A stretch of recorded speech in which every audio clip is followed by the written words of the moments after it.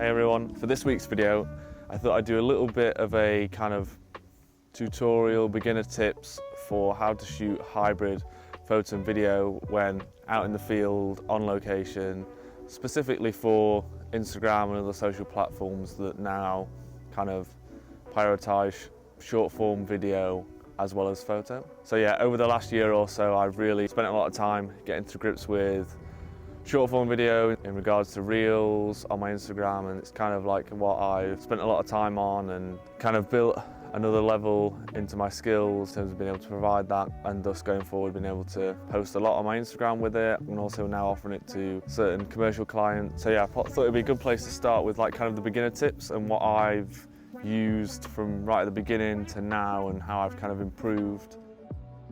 So yeah, I think the first tip is definitely going to be that you need to kind of get to grips with your camera. As simple as this might sound, it's things such as knowing the right settings for your camera, knowing that when you're going to be shooting photos, like what's best for you. Is it going to be manual? Is it going to be aperture priority? Is it going to be setting up custom function 1? And this might all sound like a lot of information for those who are just starting, but for me, I typically shoot in aperture priority mode. I shot manual for quite some time, and then I just found that aperture priority was better for me. So with regards to the tip that I'm saying, for me it was learning that aperture priority worked for me best.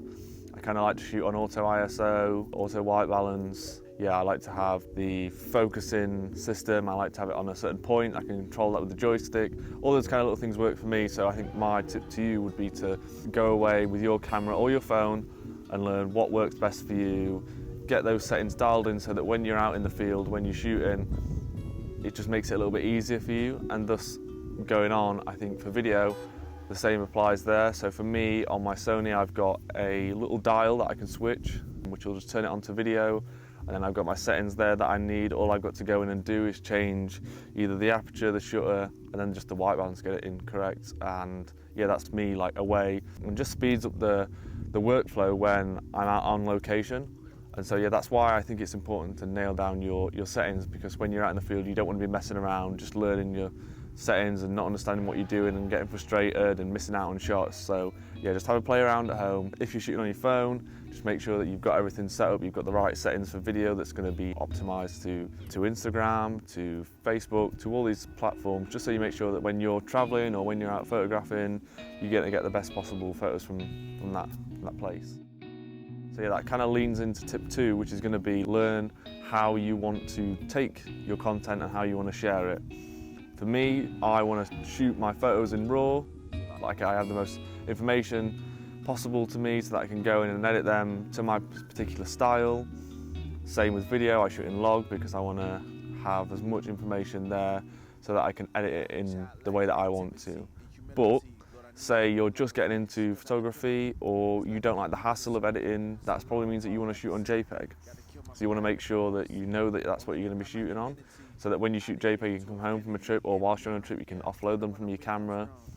And the same with video, if you're not too sure on editing and it's not something you want to get into, then on the camera you can just shoot in a normal profile.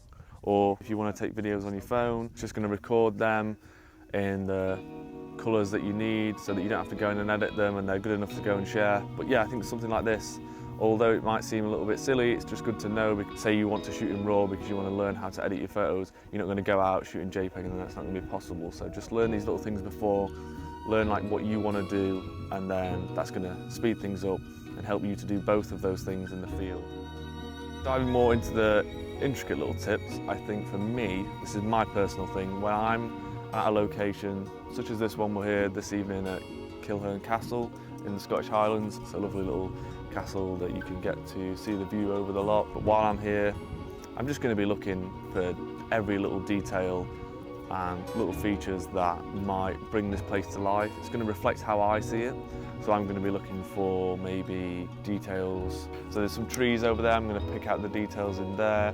I might frame the castle through the trees. We've got some nice reeds here. And yeah, I'm just going to look at the mountains, all these little details that are going to help to tell the story of this place.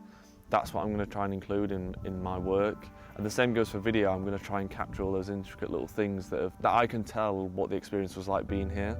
And that goes probably through trying to photograph the different conditions. So, you know, I'll put some pictures on screen now of when I went to the lookout Bothy on the Isle of Skye, and it was a horrible wet day raining, and for me, when I was capturing pictures inside the bothy, I wanted to capture the warmth of the scene, like how it was warm and dry in the bothy compared to cold and wet outside, and then some of the raindrop on the side of the window. Like, all of those little things are important to me, and like that's how you can level up and start capturing those photos, but then also to then go on and shoot video of this. Capturing those little things really helps to tell the story. Let's say you're here at the castle and it's pouring it down with rain. You can capture a photo of the moody scene of the castle, but if you're shooting hybrid video, maybe you can turn on video, pick out the raindrops. Like, little things like that of shooting hybrid is going to help to like elevate your work. And because now we have the availability for photo and short form video on, you know, say Instagram, it's going to be quite important. So yeah, just doing those little things of like picking out the little bits in the scene is really going to help to improve your hybrid photo and video work. So yeah, even though those last couple might have been like tips into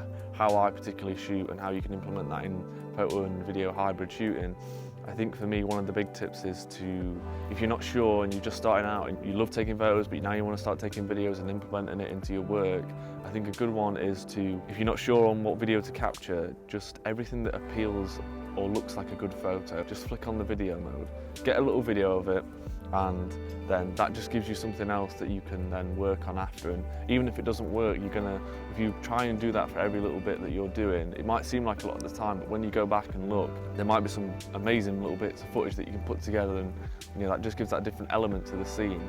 I think back here in February, I got a little bit of a video of the castle at sunrise, and the photos are just, I can capture the moment still where two ducks were swimming in front of the castle. I whipped my phone out because I didn't have time to switch to video on my camera, and I caught this amazing little bit of footage of these ducks swimming in front of the castle. And that all stems, from me lining up that composition on my camera for a photo, and I thought, oh, that'll make a good video.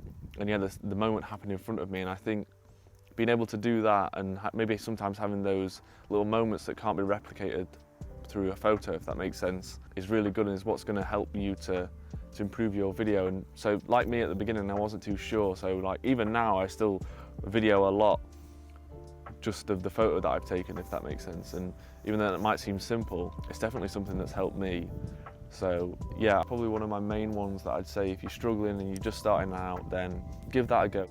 Hey everyone, that was a bit of a abrupt ending to the video. Yeah, I filmed a little bit of a GoPro section that I was going to put in at the end of that video, but it just didn't work out and I wasn't super happy with it, so I thought we'd probably cut the video short there. Better off that the video wasn't ridiculously long anyway. And yeah, I hope you got some useful tips from that video.